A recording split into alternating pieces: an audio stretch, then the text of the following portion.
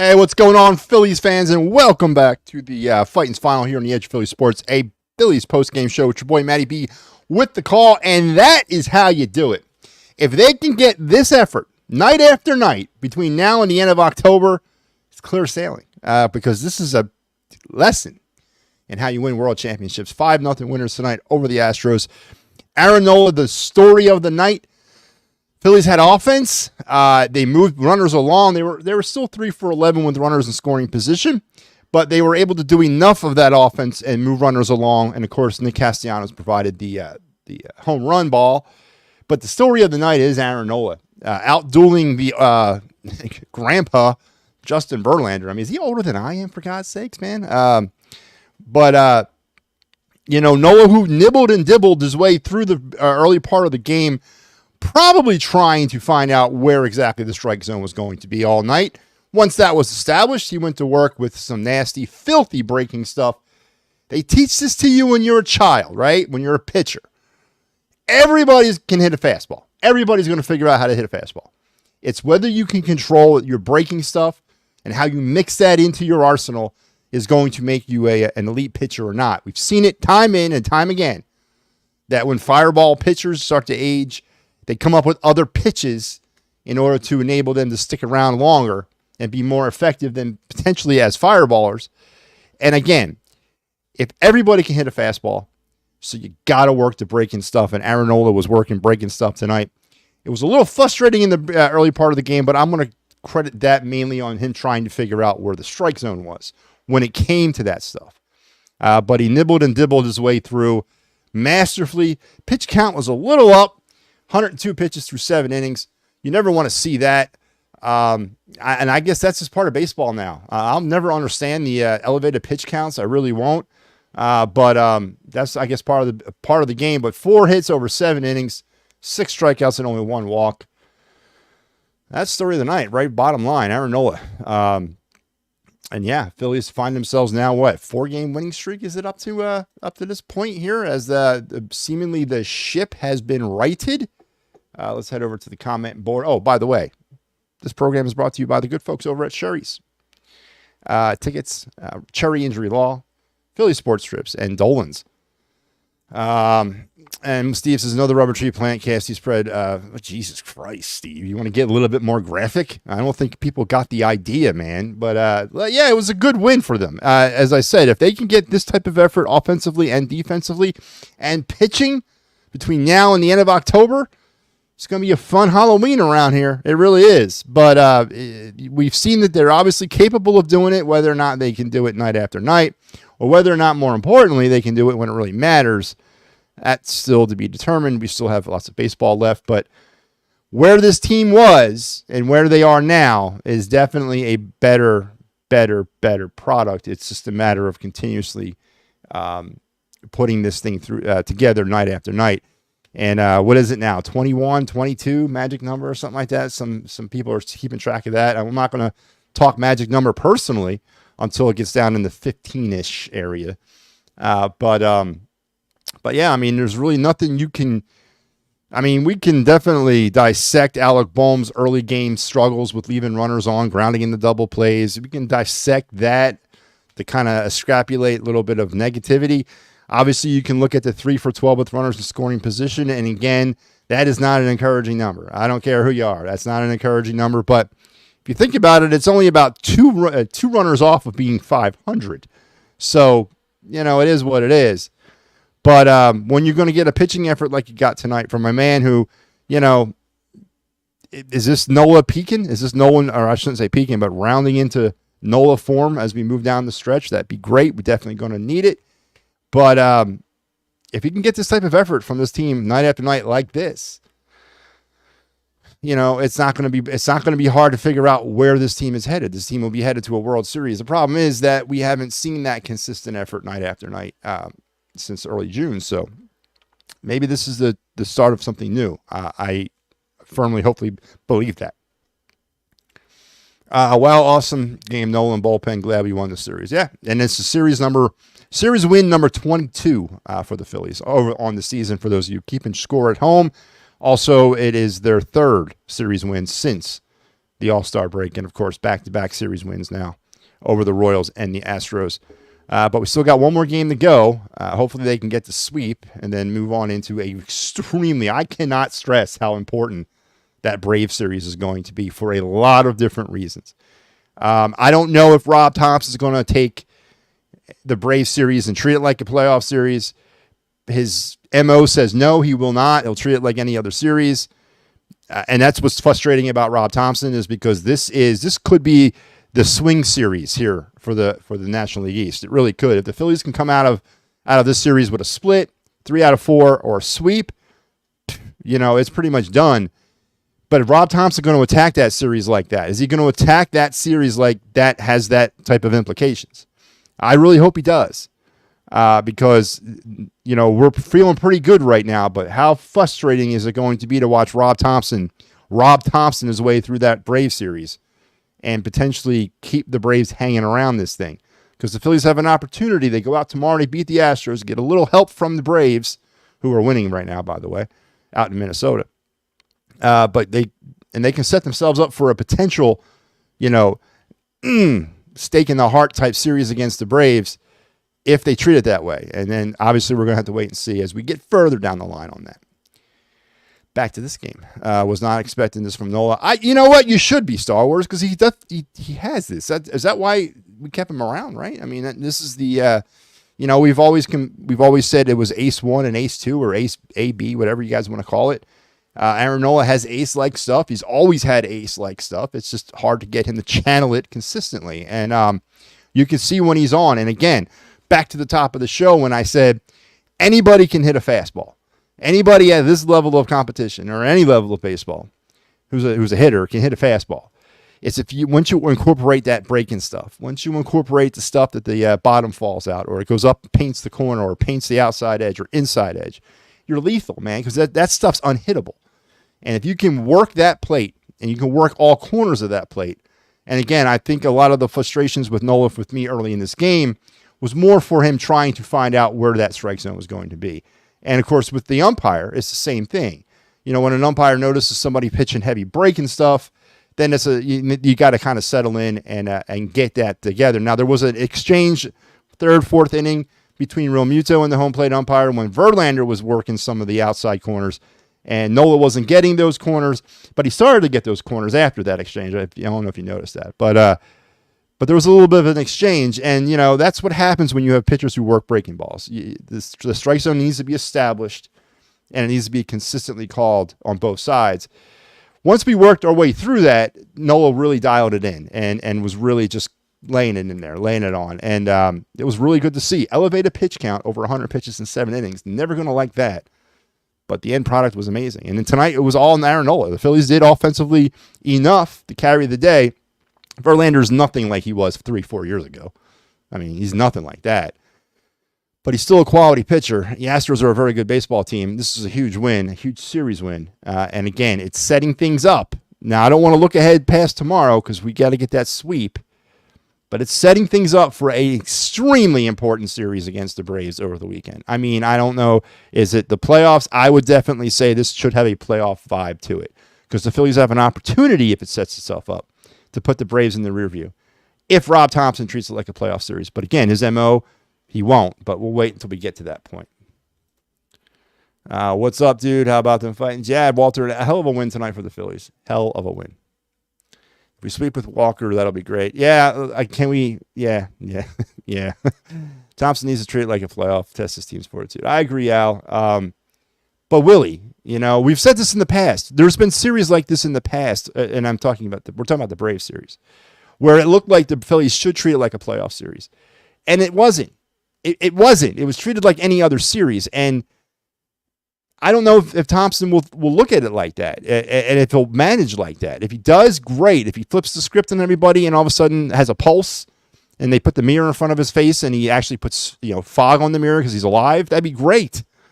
But, I mean, recent history says he won't. But back to this game, Jeff makes an interesting point.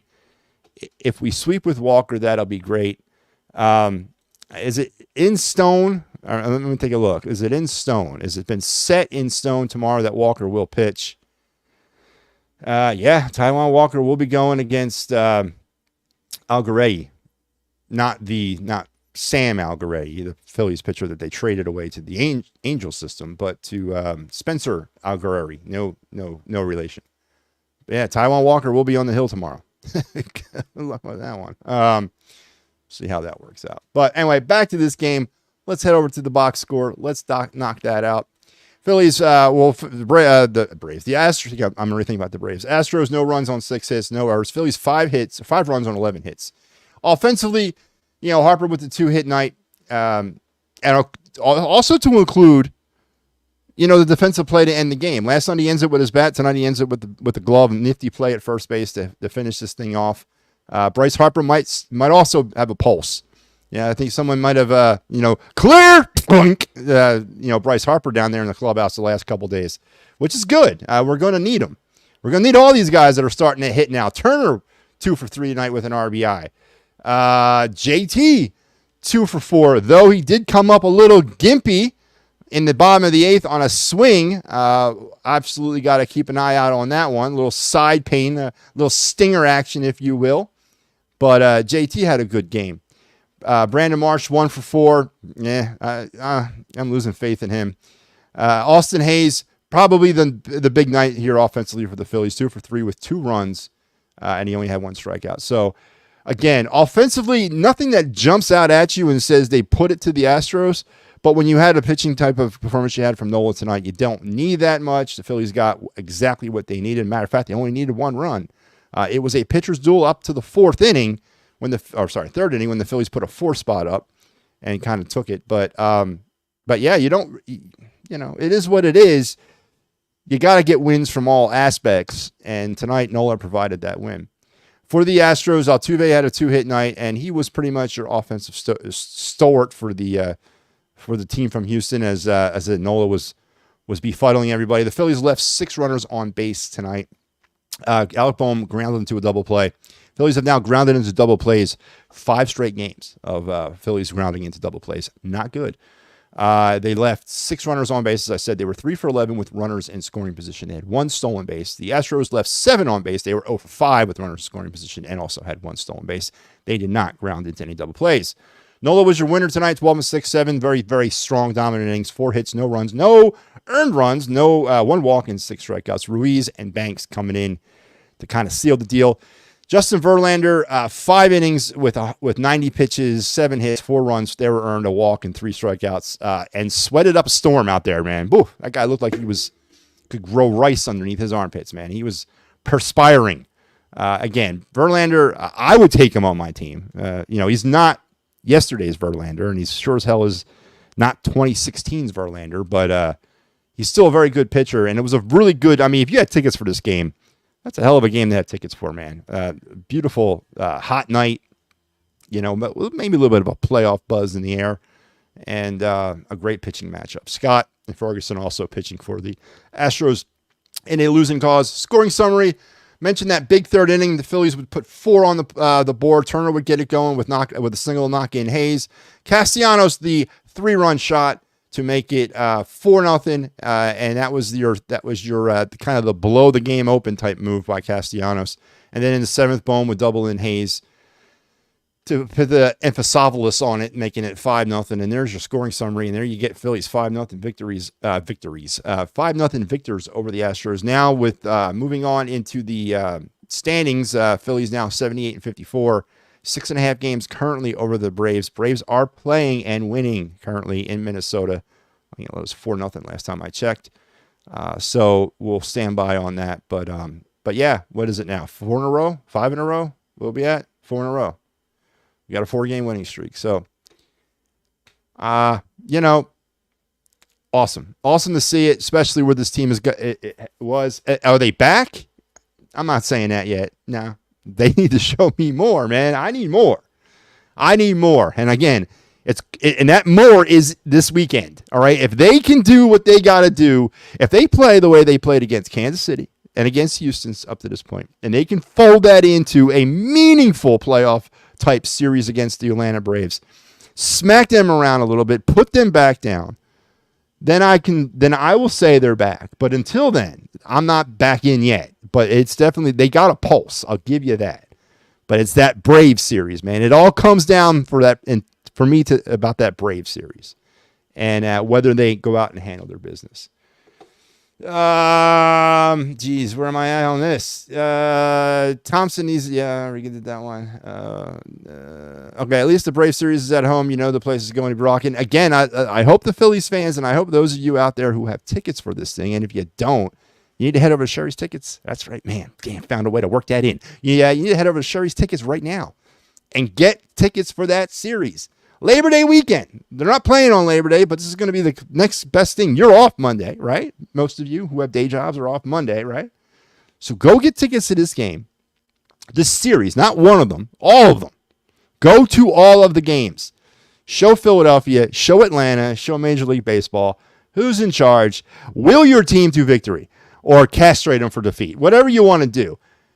But you're right, Jeff.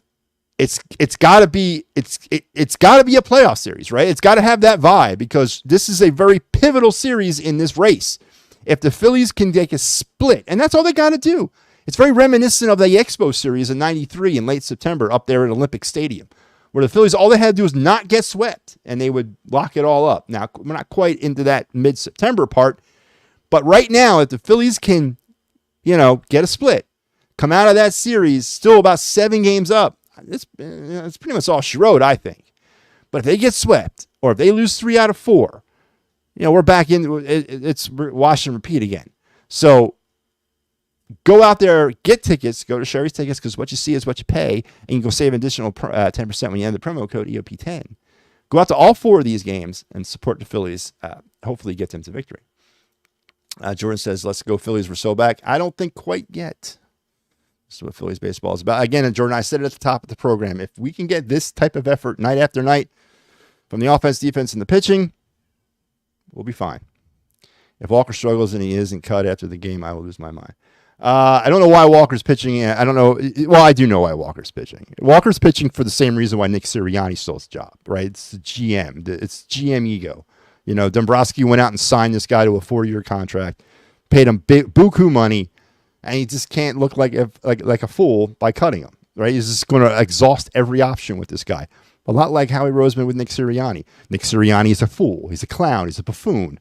But he's not going to get fired because Howie Roseman would look foolish for doing that because he went out and hired him. So, again, it's ego, Al. It's very simple. It's ego. Phil's busted it because they know that they may not be have a shot with Walker on the mound. You know what? Maybe they rally around him. And maybe Walker rallies around Walker. Right? Maybe Walker gives you 3, 4, 5 innings of solid work. I wouldn't expect much more out of him than 5. And the first sign of trouble, man, he's getting the hook. But maybe he gives you 3 or 4 innings that you can rally behind. Offensively, now, here we go. It is not a night. It is technically a day game tomorrow. It's a 4:00 start. Does JT start in this game? Right? Does he get the day off? Because it's technically a day game after a night game. And he also came up a little gimpy there in the 8th inning. What is Rob Thompson going to do to assist Walker in winning this game? Is he going to go to his load management scheduled program day loss thing and throw out a lineup that consists of Sosa, Stubbs, I know Stevenson, but is he going to do that, or are we going to put the pedal to the metal and try to get the sweep? Again, it's a lot to do with the manager too, and setting up Walker with the best possible chance to win. Now Walker has to deliver. I got you, but we're going to see what the lineup looks like. We got the day after night game thing happening, right? JT came up a little gimpy anyway on that swing in the 8th inning. Is he out of the lineup? A lot of that'll be lineup driven too, right? No LA. That's what I thought he said. The one great team trait is the Phillies have this year is they make many contributors up and down the lineup at different times of the season. Potentially, yeah. Yeah, but no one's ever really kind of put it together at the same time. And that's what you want to see, Steve, right? I get it. Is it too much to ask that the entire lineup gets hot at the same time? Maybe. I don't think it's too much to ask for it to happen once, and it really hasn't happened yet for the Phillies. They've gotten contributions from different parts of the lineup at different times. But for the most part, the main contributors, right? The Turners, the Harpers, the Bohms, the Schwarbers. Schwarber up to this recent stretch has been pretty consistent. Harper hasn't been. Harper's been very consistent all season long. And the last few games, starting to see a little turn here. And that's really what this is all going to be about down the stretch. It's about how far Harper, Bohm, Schwarber, Turner, Castellanos, and JT can carry this team. Because at the end of the day, that's what it's about. I mean, Rojas getting 3 hits in a game and Stubbs almost hitting for the cycle. That's great locker room stuff. But at the end of the day, you're going to win a World Series with Turner, Harper, JT, Kyle, and Bohm. They're the ones that are going to carry you there. And if you're not getting it from them, it's a fun little story to talk about. But in the playoffs, it's got to be from them. Can't believe that Noah's ERA is 3.3. Yeah, why not? Noah doesn't listen. Noah's bugaboo is home runs, right? Noah's pitched pretty solidly all season. He gets himself into problems with home runs. I think 22 on the year now. He's given up. Noah's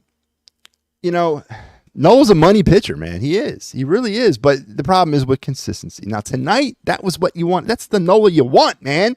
Tonight is the Noah you want into the playoffs. Tonight, with the nasty stuff working, with the bottom dropping out and working them corners, staying the hell away from the middle of the plate, is the Noah you want. And that's been the unicorn, though, right? We don't get him that often. He shows up every now and again on a leap year, on the 13th day, on the Friday, at midnight. And he doesn't really show up that consistently, but that's what you want. That's the type of Noah you want. Again, everybody can hit the gas. It's a matter of working that breaking ball. And if you can control and command that breaking ball and that slurve and that cutter, if you can start working that edge of those damn plates, you're going to win. It's just your odds are increased. Nothing in baseball says you've got to throw the ball down the middle of the plate. That's not what baseball's about. The strike zone is the whole plate. If you work those outside edges and those corners, and you live out there successfully, you're going to go a long way. And tonight, Nola demonstrated exactly why. So, no, it's not hard for me to believe it's 3.3. Yeah, Phil says 4-game winning streak, but Taijuan Walker does start tomorrow. Interesting that, Al asked earlier, if Walker doesn't get, what did he say? If Walker struggles and he doesn't get cut after this game, I'll lose my mind. I don't think that's going to happen. He's not getting cut. Again, I mentioned the GM ego thing here. Walker's, it's time. It's his moment. We need 3 innings. 3 innings. I'll tell you what. That's all I want. 3 solid innings. Turn it over the bullpen and go from there. Right? It'd be great to get 5. If he struggles in the first, come get him out of there.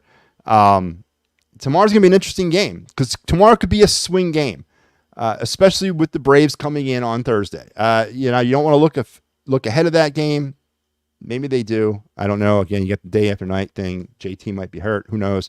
But I'm telling you, if you can get tomorrow's, and then it'll set you up perfectly heading into the 4-game set against the Braves. Does Rob Thompson take a cautious view with tomorrow? And again, maybe tomorrow's the load management program loss day, getting ready for the Braves, whatever. I don't like it, but yeah, I mean, it's Walker.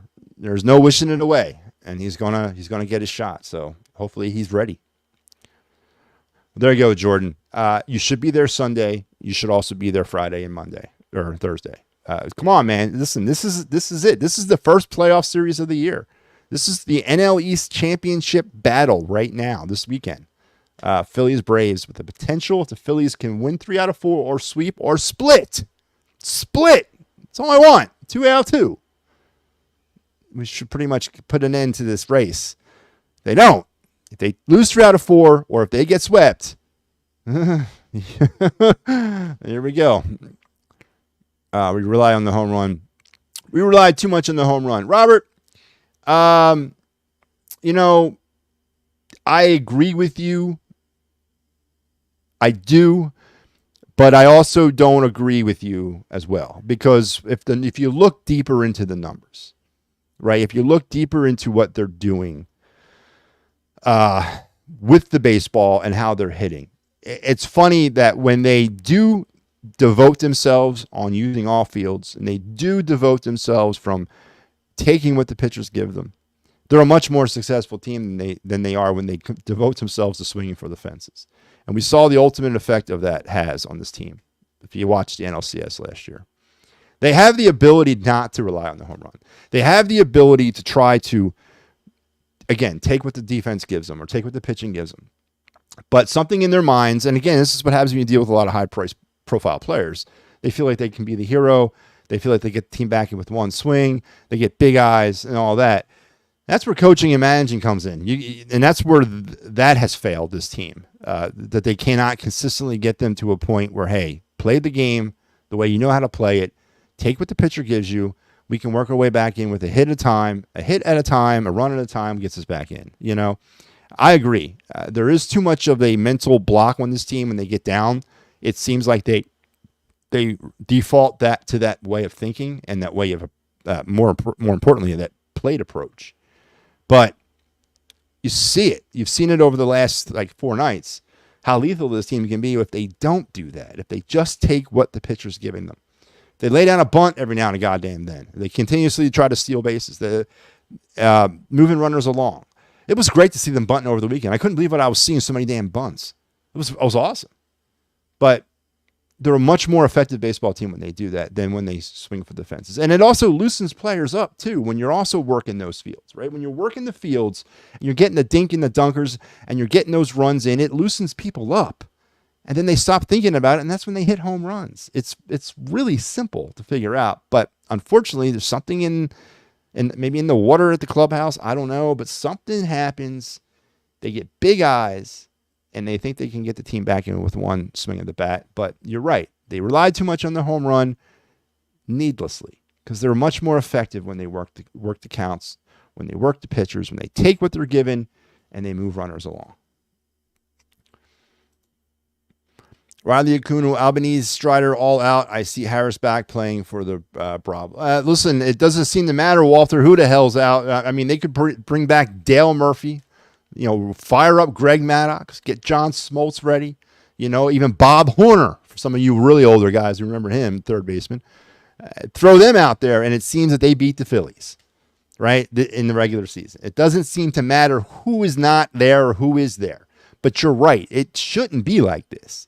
But it's a testament to the Braves, man, that they got such a deep team that they can continue to battle through this and put themselves in a position that they're in right now. But you're right. So let's head back over to let's go back into the show a little bit here. Let's time for our Broad Street bottom line. Where is it? Let me get to it. There we go.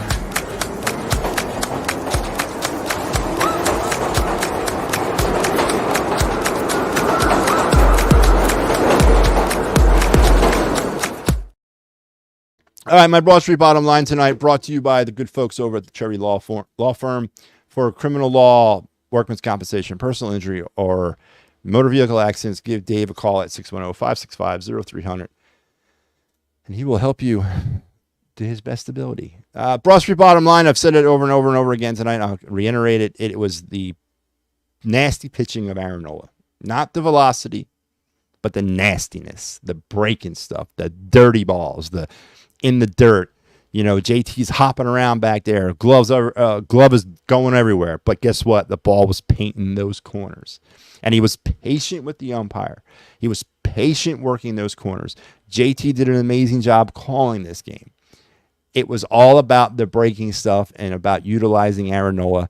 And he mixed it up. He pitched the majority of breaking, and then he would throw in a fastball when people weren't expecting it. That's how you do it, man. And if we can get this Nola from between now and the end of October, and if we can get this performance from the team between now and end of October, as I said, it's going to be a very happy early autumn here. But you can't look past what Nola did tonight. Vintage Nola, playoff Nola, or at least early playoffs Nola, not NLCS Nola, but early round playoff Nola. And that's how they won. Pretty simply put. There was really nothing much more to say about it. And that was my Broad Street bottom line. Let's go round the bases.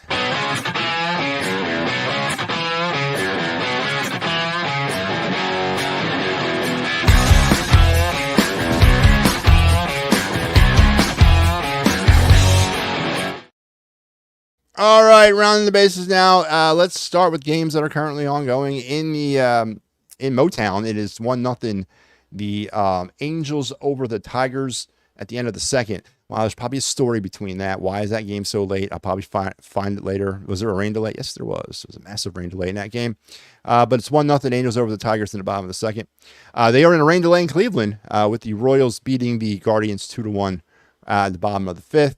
In the bottom of the seventh, it is 4-1 Braves over the Twins, as I mentioned, out in Minnesota. That's not looking good for the Phillies. In the top of the seventh, it is 5-4 Cardinals over the Padres. Bottom of the sixth, 4-3 Brewers over the Giants. Bottom of the fourth, it is 6-2 Rockies over the Marlins. Out in Arizona, it is 1-0 Mets over the Diamondbacks. They are top of the second. And in the bottom of the second, it is 0-0 Rays Mariners. And a little bit later on tonight on ESPN Plus, those of you who have that, which I do, you got the Orioles out there in Chavez Ravine against the Dodgers. Games that have gone final, it was the Cubs over the Pirates 9-5. It was the A's 5-4 over the Reds. It was the Nationals 4-2 over the Yankees, and the Red Sox 6-3 over the Rangers, or Blue Jays. And it was 0-0 Rangers, White Sox suspended due to rain. Somebody else, apparently the Midwest is getting hit with rain. Thank God it's not here. Yeah, so there you go. There's Around the Bases, and that was brought to you tonight by the good folks over at Philly Sports Trips. I got one more week going to the Eagle season starts. Of course, the Brazil trip has been sold out, but here you go. The Birds are taking over MetLife Stadium on October 20th, the return of Saquon Barkley and all that. Head over to Philly Sports Trips, and I think EOP is having a bus all for themselves. Good luck with that. I will not be there, so I do not slum with the EOP personalities. Nope, cannot do it. I'm too big of a star. I can't do it. I just don't have time. But they are going up to MetLife, and I think most of them are going. But so I guess if you sign up for EOP for this trip, you put down in the notes section the EOP bus or something like that, and they'll put you on the bus with them. I don't know why you'd want to get on the bus with them, but go ahead. They'd love to have you. But head over there and all the other great things that Philly Sports Trips has to offer you. So let's go back over down to the comments. God damn, why do I lose? There should be like a highlighter tool here for me to remember where I left off. Brandon says, how good is the Astros pitcher tomorrow? Oh, let's talk about Mr. Spencer R. Goretti.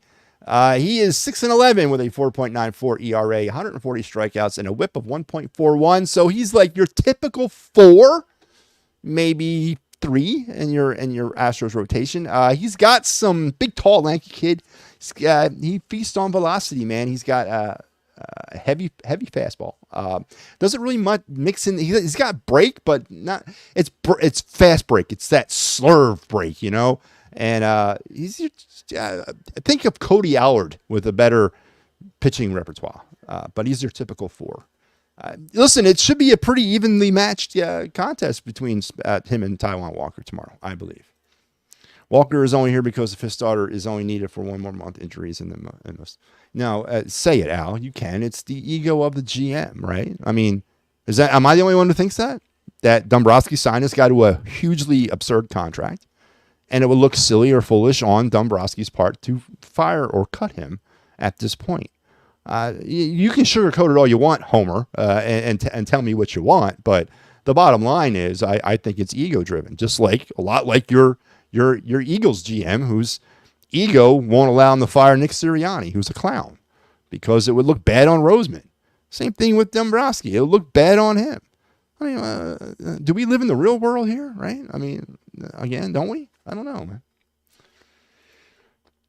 We only win if we out-hit Walker's runs. You're probably going to give. That's all I want, Robert. 3 or 4 innings is fine. If you can give me 3 or 4 innings and only give up 3 runs or 4 runs, that should be enough for the Phillies. Again, it all will depend upon what Rob Thompson does tomorrow. Does Rob look past this game? Does Rob look past this game into the Braves series? Does Rob do Rob things and use this as the day game after a night game? JT won't play. And again, as I said, he came up a little gimpy today anyway, so does JT not play? And does Rob look at that way and almost just like, well, let's get past this. We won the series. Let's move on into the Braves series. It really has a lot to do with a lot of things. No one's expecting Walker to go out there and pitch 7 innings and give up no runs and strike out 11. No one's expecting that.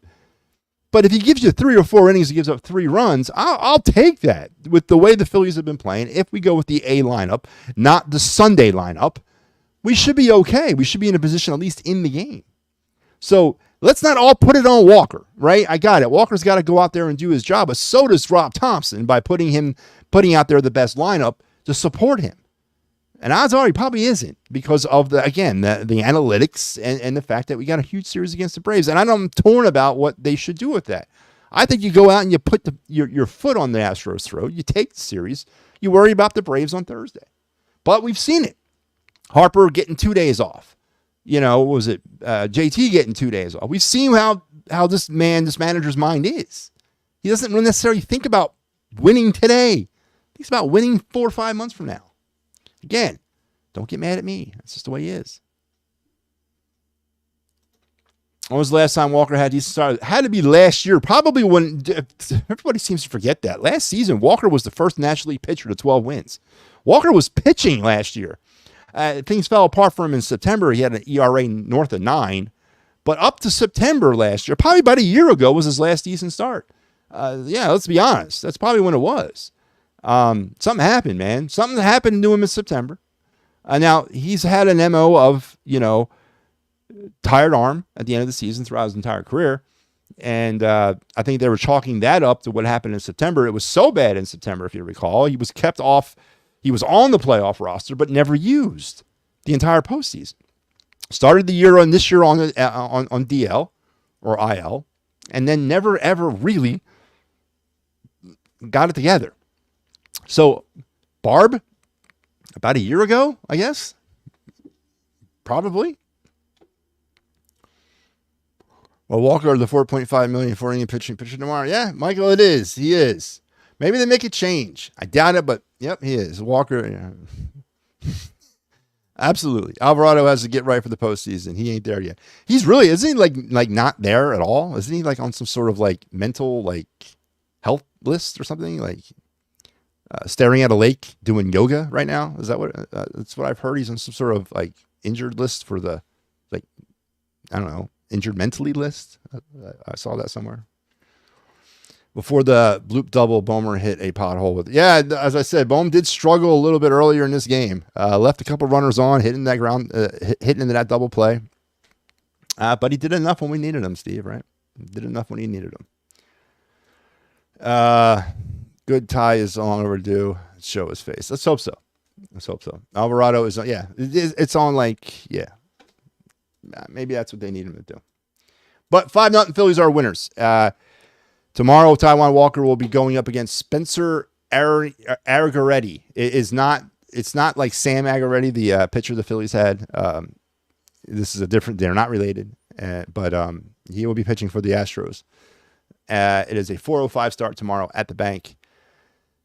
Phillies go for the series sweep. They're looking for their 9th series sweep of the season, with the Braves, of course, on their way in after that for a huge 4-game set. With the Phillies over the weekend. Let's take a look at the other. Let's look at some wild card in the American League. I was thinking about that today. So right now in your American League wild card race, it's the Orioles, Royals, and the Twins holding service as your 3 wild cards. The Red Sox are 4.5 out. The Seattle Mariners have fallen into some hard times. They're 5.5 out. And the Tigers, that's right, man, the Detroit Tigers, 6.5 games out of a wild card. They are still in this thing. They are ahead of the Rays, the Blue Jays, the defending world champion Rangers, Oakland, the Angels, and the already eliminated Chicago White Sox, who are sporting a 31-101 loss record. Oh, man, 41 games out of the wild card spot. Man, what has happened out there? But the Detroit Tigers, man, 6.5 games out of a wild card spot. Heading into September, 500 ball, 66-66. Keep an eye on the Tigers, man.